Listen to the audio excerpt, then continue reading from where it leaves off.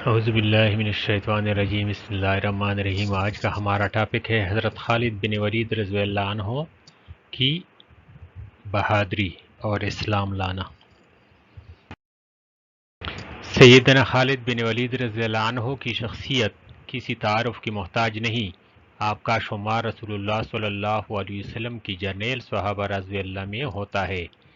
حضرت خالد بن ولید رضی اللہ کی ہی ذات گرامی ہے، جن کو آقائے نامدار صلی اللہ علیہ وسلم نے سیف من سیوف اللہ یعنی اللہ کی تلواروں میں سے ایک تلوار قرار دیا، جس کی بدولت آپ رضی اللہ عنہ سیف اللہ کے لقب سے مشہور ہوئے۔ قبول اسلام۔ حضور پر نور صلی اللہ علیہ وسلم کے کبار اصحاب میں اکثر کے قبول اسلام کے واقعات بڑے عجیب ہیں۔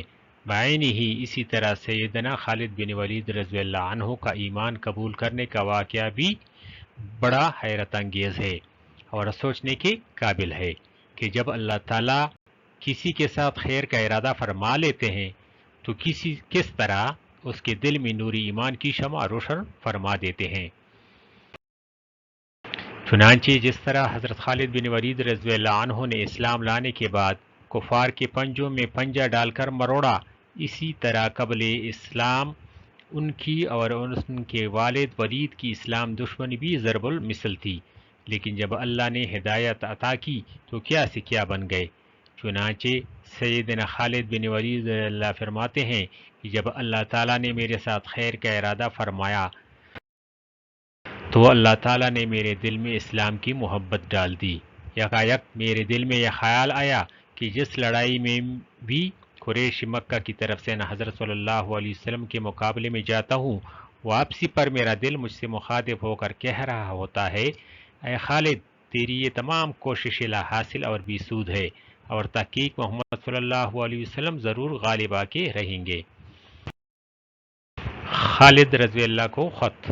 بسم اللہ الرحمن الرحیم، اما بعد، میں نے اس سے زیادہ تعجب خیز کوئی امر نہیں دیکھا کہ تیری رائے اسلام جیسی پاکیزہ مذہب کے قبول کرنے سے کیوں منحرف ہے، حالانکہ تیری عقل ہے جو کہ مشہور و معروف ہے، اور اسلام جیسی پاکیزہ مذہب سے کسی کا بے خبر رہنا تعجب خیز ہے۔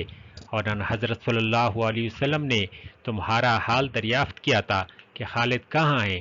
میں نے کہا، یا رسول اللہ، عنقریب اللہ تعالیٰ اس کو لے کر آئے گا۔ آپ صلی اللہ علیہ وسلم نے فرمایا، تعجب ہے اس جیسے عاقل اسلام جیسی پاکیزہ مذہب سے بے خبر و ناداں ہو جائے، اور فرمایا کہ اگر خالد دین اسلام میں داخل ہو کر اور مسلمانوں کے ساتھ مل کر دین حق کی مدد کرتا تو یہ ان کے لیے بہتر ہوتا، اور ہم اس کو دوسروں پر مقدم رکھتے۔ پس اے بھائی، تجھ سے جو عمدہ مقامات فوت ہو گئے ہیں تو ان کی تلافی اور تدارک کر لے کہ ابھی بھی وقت ہے۔ خواب۔ سیدنا خالد بن ولید رضی اللہ فرماتے ہیں کہ میرے بھائی کا خط میرے پاس پہنچا تو اس نے میرے دل میں اسلام کے لیے اور رغبت پیدا کر دی، اور رسول اللہ صلی اللہ علیہ وسلم نے میرے بارے میں جو کچھ فرمایا اس نے مجھے خوش کر دیا۔ اسی اثناء میں نے ایک خواب دیکھا۔ وہ خواب یہ تھا کہ میں ایک تنگ شہر میں ہوں جہاں قحط پڑا ہوا ہے۔ میں اس تنگ شہر سے نکل کر سرسبز و شاداب علاقے میں چلا گیا۔ بیدار ہوا تو میں سمجھ گیا کہ یہ ایک خاص خواب ہے جو میری تنبیہ کے لیے دکھایا گیا ہے۔ دو جرنیلوں اور ایک سپہ سالار کا اسلام قبول کرنا۔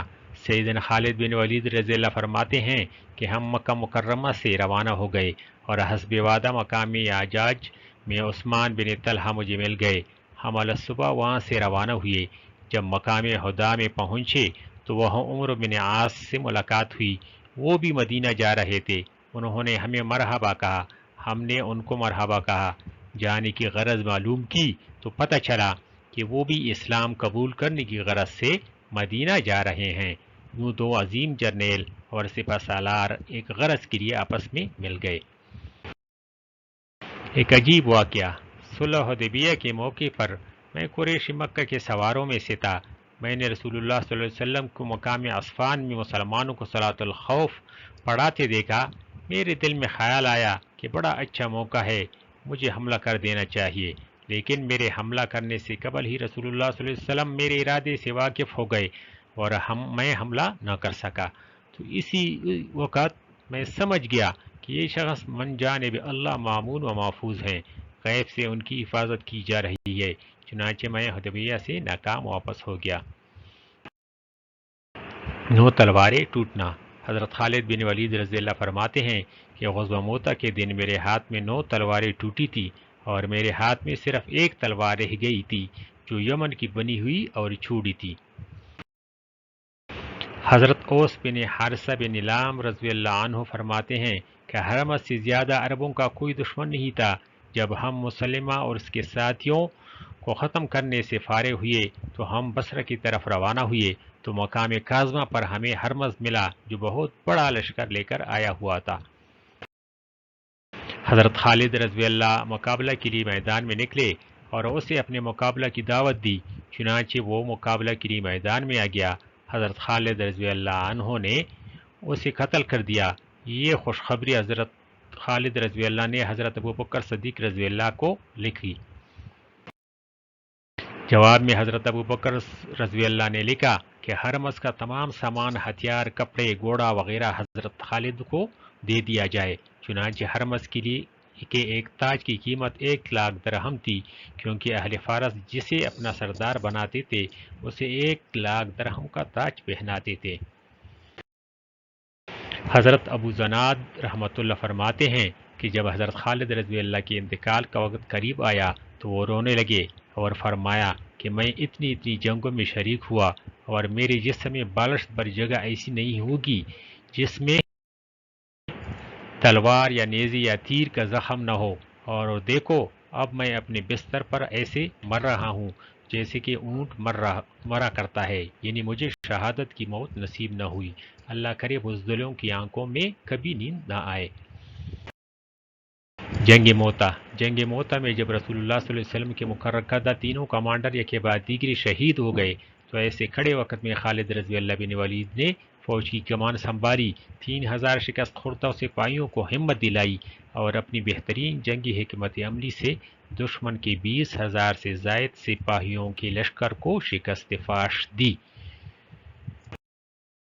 یہ تھا مختصر سا واقعہ حضرت خالد رضی اللہ کا۔ شکریہ، امید ہے آپ کو یہ پسند آیا ہوگا۔ چینل کو لائک ضرور کریں اور سبسکرائب کریں۔